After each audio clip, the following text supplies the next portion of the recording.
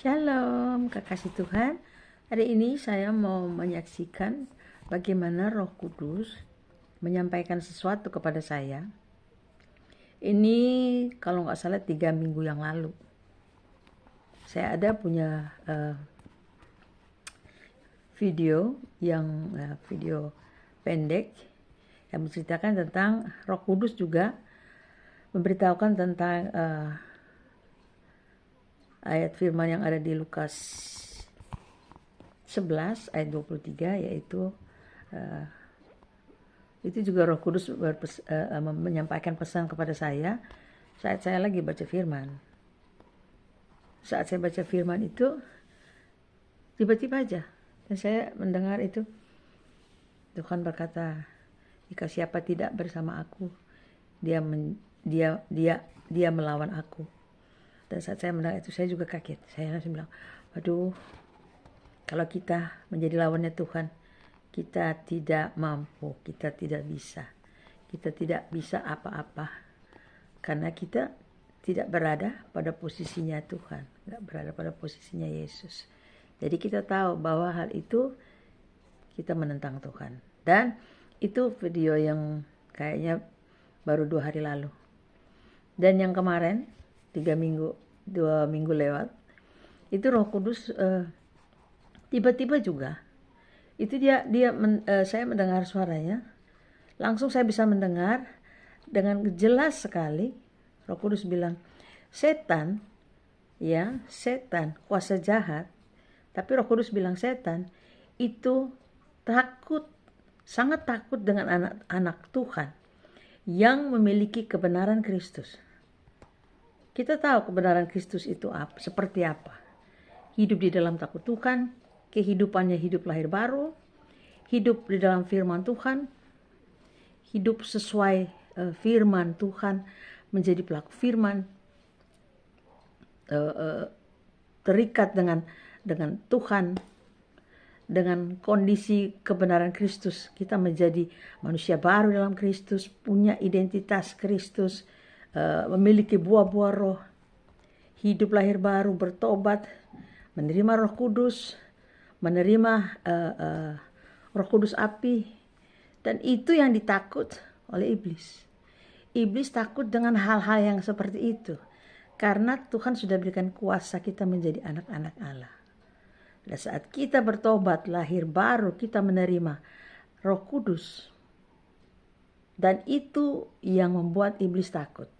Dan kita memiliki identitas di dalam Kristus. Kita diberi kuasa menjadi anak-anak Allah. Jadi kita berperang lewat firman, lewat kebenaran, lewat pujian, lewat penyembahan. Dan itu yang setan takut.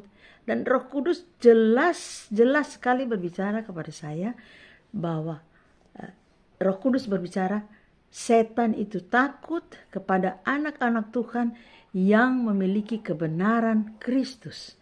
Kita bisa menyikapi apa itu maksudnya. Kita tahu kita sudah di dalam Kristus, tetapi yang belum, kan ada dua hal yang berbeda. Percaya dengan Kristus sebagai pengikut, tetapi taat kepada Tuhan, kepada Yesus, itu adalah satu hal yang berbeda.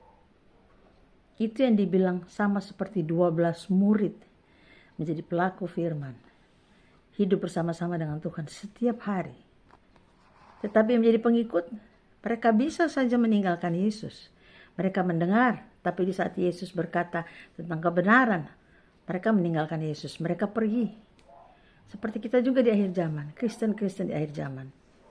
Hanya Roh Kudus yang tahu. Karena tubuh kita adalah bait Tuhan, tempat Roh Kudus yang berdiam. Jadi jika Roh Kudus berbicara, kita tahu bahwa Roh Kudus sedang mengajar, Roh Kudus sedang menasihati, Roh Kudus sedang membimbing kita. Dan kita bereaksi, oh iya.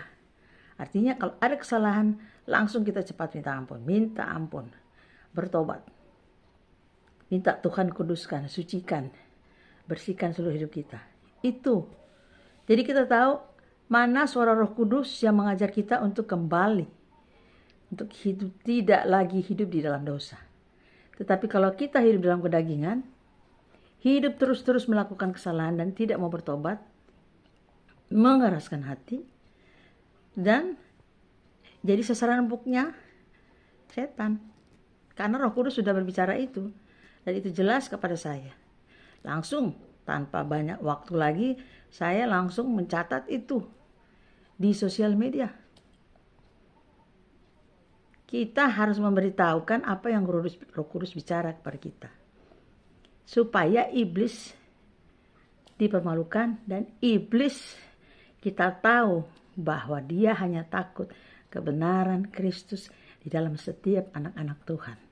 Jadi jangan lupa tetap setia bersama Tuhan, lakukan kebenaran Tuhan, kebenaran Kristus, maka iblis akan lari daripadamu.